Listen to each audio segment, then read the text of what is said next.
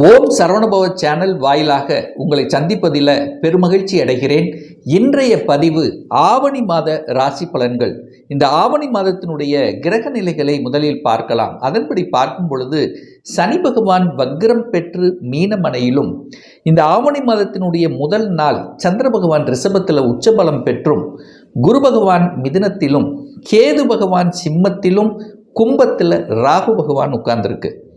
சுக்கிர பகவான் இந்த ஆவணி மாதம் 5ஆம் தேதி, அதாவது 21/8/2025 அன்று சுக்கிர பகவான் மிதுனத்திலிருந்து கடகமனைக்கு பெயர்ச்சியாகிறது. அதே போல புதன் பகவானுடைய பெயர்ச்சியும் இந்த மாதம் நடக்க இருக்கிறது. அதன்படி பார்க்கும் பொழுது இந்த ஆவணி மாதம் 14ஆம் தேதி, அதாவது 30/8/2025 அன்று புதன் பகவான் கடகமனையிலிருந்து தனது அதிநட்பு வீடான சிம்மமனைக்கும், அதே போல ஆவணி மாதம் 30ஆம் தேதி 15/9/2025 அன்று புதன் பகவான் சிம்மத்திலிருந்து கன்னிக்கு ஆட்சி பலம் உச்சபலம் பெற்று வலுவாக அமரப்போகிறது. செவ்வாய் பகவான் கன்னியிலிருந்து துலாம் மனைக்கு பெயர்ச்சியாகிறது. எப்போ அப்படின்னா ஆவணி மாதம் 28, அதாவது 13/9/2025 அன்று. ஸோ இந்த கிரக அமைப்புகளை வைத்துக்கொண்டு இந்த ஆவணி மாதம் என்ன மாதிரியான நற்செய்திகளை கொடுக்க போகிறது, இந்த ஆவணி மாதம் என்ன மாதிரியான தெய்வ வழிபாடு உகந்தது என்பதை பற்றித்தான் இந்த பதிவில் நம்ம டீட்டெயிலாக பார்க்க போகிறோம். அதற்கு முன்னால் நம்முடைய சேனலை நீங்கள் ஃபர்ஸ்ட் டைம் பார்ப்பவர்கள் என்றால் மறக்காம சப்ஸ்கிரைப் பண்ணிக்கிங்க. துலாம் ராசி அன்பர்களே, இந்த ஆவணி மாதம் எப்படி இருக்கும், என்ன மாதிரியான நல்ல செய்திகளை கொடுக்க போகுது அப்படின்னு பார்க்கும் பொழுது, உங்கள் ராசிநாதனான சுக்கிர பகவான் 10ஆம் இடத்துல போய் உட்கார்ந்திருக்கார். அந்த 10ஆம் இடத்தில் சுக்கிரன் நிஸ்பலமாக இருந்தாலும் பாக்யாதிபதியோடு கூடியிருப்பது சிறப்பை பெறக்கூடிய அமைப்பு. அதே சமயத்தில் குரு என்கின்ற ஒரு சுப கிரகம் உங்கள் ராசியை பார்க்கறது கூடுதல் சிறப்பு. அப்போது உங்கள் மனதில் சில தடுமாற்றங்களை கொடுத்து கொண்டிருந்தாலும், அதாவது இது நடக்குமா நடக்காதா, அதாவது ஒரு கன்ஃபியூஷன் என்கின்ற தன்மையில் உங்களுக்கு இருந்தாலும், ஏன் இதை சொல்கிறேன் அப்படின்னா, இந்த ஆவணி மாதத்தினுடைய முதல் நாளே சந்திரன் போய் 8ல் உட்கார்ந்திருக்கார். அட்டமஸ்தானத்தில் இருக்கின்ற காரணத்தாலும், 2ஆம் அதிபதி தனம் குடும்பம் வாக்குஸ்தானத்தின் அதிபதியாக இருக்கக்கூடிய செவ்வாய் பகவான் போய் 12ல் மறைஞ்சிருக்கார். அப்போ என்னன்னா, பணம் வரும், பணம் விரயமாகக்கூடிய அமைப்பு இருக்கின்ற காரணத்தால் எந்த ஒரு விஷயமாக இருந்தாலும் கொஞ்சம் யோசிக்கணும். ஏன்னா நிஸ்பலத்தோட உங்கள் ராசி அதிபதி இருக்கின்ற காரணத்தால், அதுவும் விரையாதிபதியாக இருக்கக்கூடிய புதனோடு சேர்ந்திருக்கின்ற காரணத்தால் கொஞ்சம் யோசிக்கணும். எந்த புதிய செயல்கள் செய்தாலும் கொஞ்சம் யோசிக்கணுங்கிறத மட்டும் ஞாபகத்தில் வைத்து கொண்டாலே போதும். அப்போ உங்கள் ராசிநாதனை வலுப்படுத்தணும் அப்படின்னா, இந்த மாதம் ஆவணி மாதம் 31ஆம் தேதி அன்று இந்த சுக்கிர பகவானுடைய ஜெயந்தி வர இருக்கிறது. அப்போ அன்றைய தினம் நீங்கள் சுக்கிர பகவான் நவ கிரகத்தில் இருக்கக்கூடிய சுக்கிர பகவானுக்கு வெண்பட்டு வஸ்திரத்தை அணிவித்து 6 நெய்விளக்கு தீபம் ஏற்றி வழிபாடு எடுத்துக்கொண்டால் சுக்கிரனால் ஏற்படக்கூடிய அனைத்து விதமான தோஷங்களை நிச்சயமாக நீக்கும். உங்கள் மனசில் இருக்கக்கூடிய கஷ்டங்கள் விலகுங்கிறதுல எந்தவித மாற்று கருத்தும் கிடையாது. இந்த பணம் சார்ந்த விஷயங்கள் பாருங்க, அதாவது 2ஆம் அதிபதி போய் 12ல் மறைஞ்சிருக்கார். அப்போ 2க்குரியவன் 12ல் மறைஞ்சிருக்கும் போது தனம் விரயமாகும்னு அர்த்தம். அப்போ பணம் செலவாகுதுன்னு அர்த்தம். அப்போ பணம் வரும், அதற்கு தகுந்த மாதிரி செலவுகளும் ஏற்படக்கூடிய தன்மை இந்த மாதம் ஆவணி மாதம் உண்டு. அப்போ என்ன சுப விரயங்களாக நீங்கள் கன்வெர்ட் பண்ணிக்கலாம். ஸோ என்ன சார் பண்ணலாம்? திருமண செலவுகள், திருமணம் சார்ந்த சுப காரியங்கள் நடத்தக்கூடிய வாய்ப்புகள், சந்தர்ப்பங்கள் இந்த ஆவணி மாதம் இறுதியில் நிச்சயமாக ஏற்படுத்தும். அதில் எந்தவித மாற்று கருத்து இல்லை.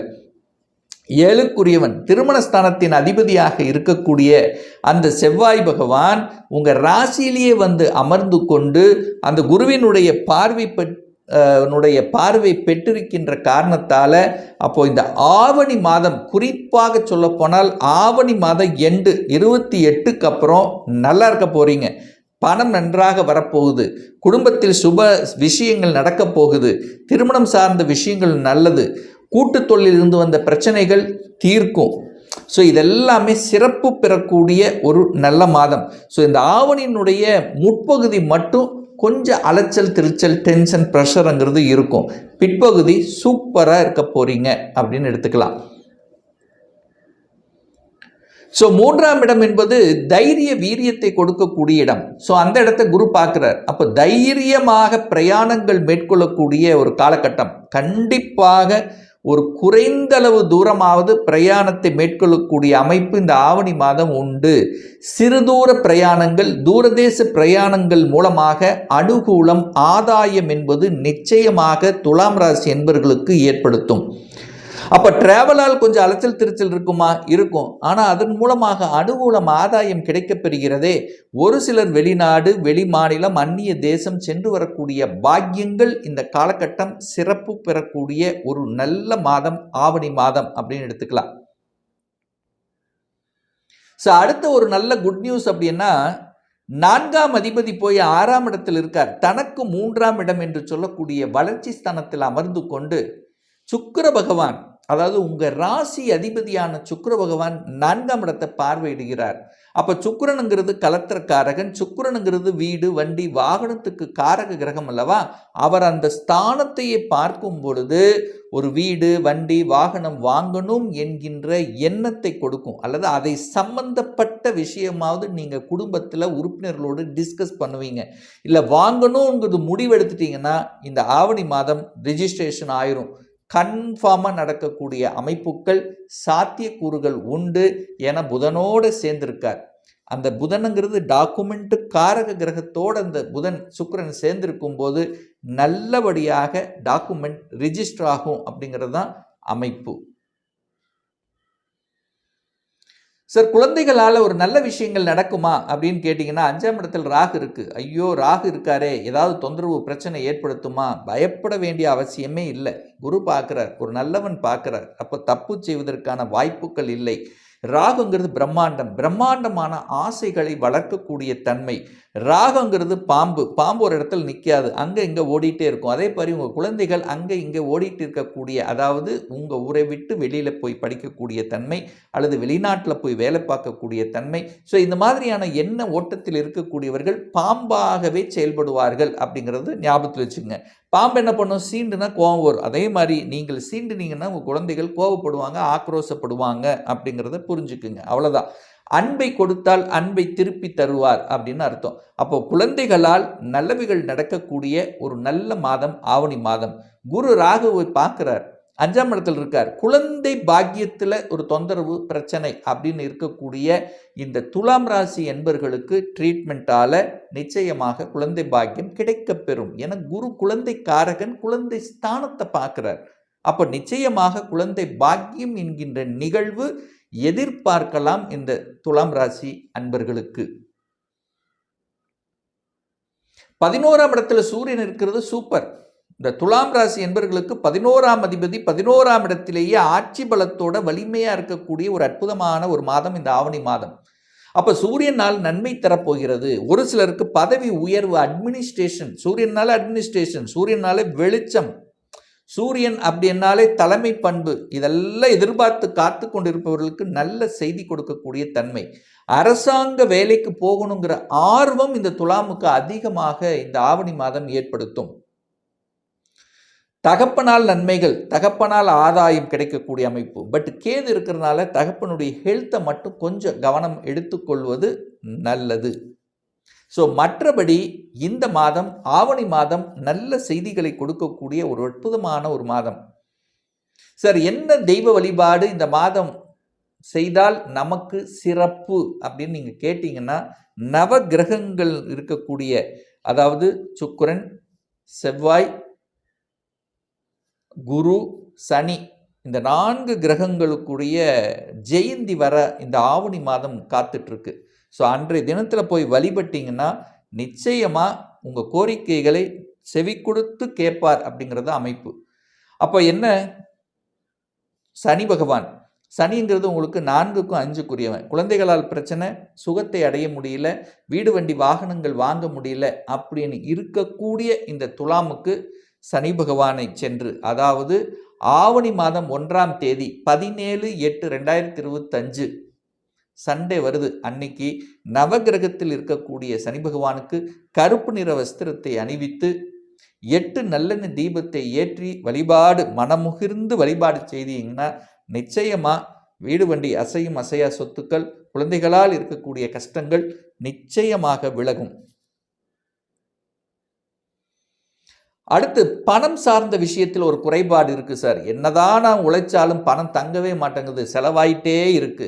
தனத்தால் பிரச்சனை, குடும்பத்தால் கோபம், ஆக்ரோஷம் சார்ந்த விஷயங்கள், கணவன் மனைக்குள்ள சின்ன சின்ன கருத்து வேறுபாடுகள், சகோதரர்களுக்குள்ள ஒரு கருத்து வேறுபாடு, ஸோ திருமணம் நடக்க மாட்டேங்குது. ஸோ இந்த மாதிரியான தன்மையில் இருக்கக்கூடிய இந்த துலாம் ராசி என்பர்கள் வழிபடக்கூடிய தெய்வம் அப்படின்னா செவ்வாய் தான். செவ்வாய் தான் குடும்பத்தை அமைத்து கொடுக்கக்கூடியவன், திருமணஸ்தானத்தின் அதிபதி.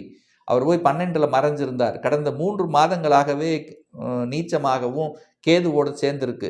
அப்போது நல்லபடியாக திருமணம் நடக்கணும், நல்லபடியாக குடும்பம் அமைக்கணும், தன்னுடைய வாக்கு நல்லபடியாக இருக்கணும் அப்படி நினைத்து கொண்டிருப்பவர்கள் நவ கிரகத்தில் இருக்கக்கூடிய செவ்வாய் பகவானுக்கு என்னைக்கு ஆவணி மாதம் 9ஆம் தேதி 25/8/2025 திங்கட்கிழமை வருது.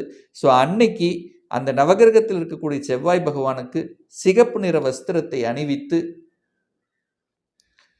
எத்தனை நெய் விளக்கு நீங்கள் போடணும் அப்படின்னா செவ்வாயினால் 9 நெய் விளக்கு ஏற்றி வழிபாடு செய்தீர்கள் என்றால் அத்தனை பிரச்சனைகளும் நிச்சயமாக விலகும். இதில் எந்த மாற்று கருத்தும் இல்லை.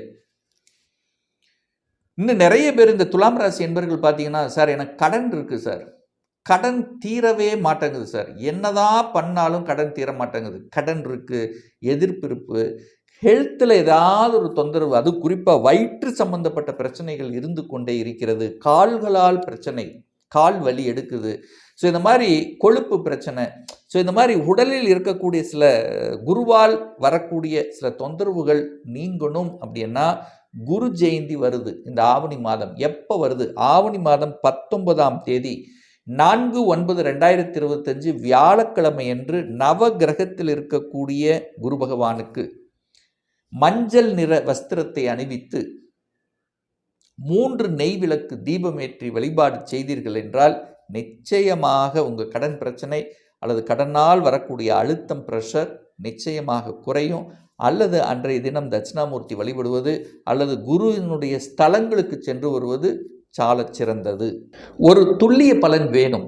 உங்கள் ஜாதகத்தில் கிரகங்கள் எப்படி இருக்குது, என்ன ஆதிபத்தியத்தில் இருக்குது, எந்த டிகிரியில் இருக்குது, இப்போ கோச்சாரத்தில் எப்படி இருக்குது, நடக்கக்கூடிய தசாநாதன், புத்திநாதன், அந்தரநாதன், சூட்சமநாதன் எப்படி இருக்குது என்பதை பொறுத்து நீங்கள் கேட்கக்கூடிய எந்த கேள்வியாக இருந்தாலும் சரி, இந்த 2025 சொந்த தொழில் செய்வதற்கான விதி கொடுப்பினை நம்முடைய ஜாதகத்தில் இருக்கா, அப்படி இருக்கக்கூடிய பட்சத்தில் எப்போ நம்ம சொந்த தொழிலை ஆரம்பிக்கலாம், திருமணம் தடைப்பட்டு கொண்டே இருக்கிறது, எப்போதான் நமக்கு திருமணம் நடக்கும், எந்த கோர்ஸ் எடுத்து படித்தா நம்முடைய ஃப்யூச்சர் நன்றாக இருக்கும், எப்போ நான் வீடு கட்டுவேன், எப்போ எனக்கு குழந்தை பாக்கியம் கிடைக்கும், எப்போ ப்ரமோஷன் கிடைக்கும், இது போன்ற கேள்விகளுக்கு துல்லியமான பதிலை நம்மால் கூற முடியும்.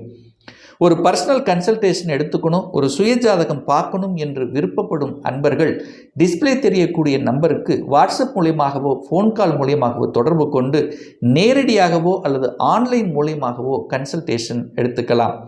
நம்மளுடைய அலுவலகம் கோயம்புத்தூரில் அமைந்துள்ளது. அதாவது கோயம்புத்தூரிலிருந்து மேட்டுப்பாளையம் செல்லும் வழியில் வெள்ளக்கிணறு பிரிவுக்கு அருகில் அன்னபூர்ணா ஹோட்டலுக்கு அருகிலேயே அமைந்துள்ளது.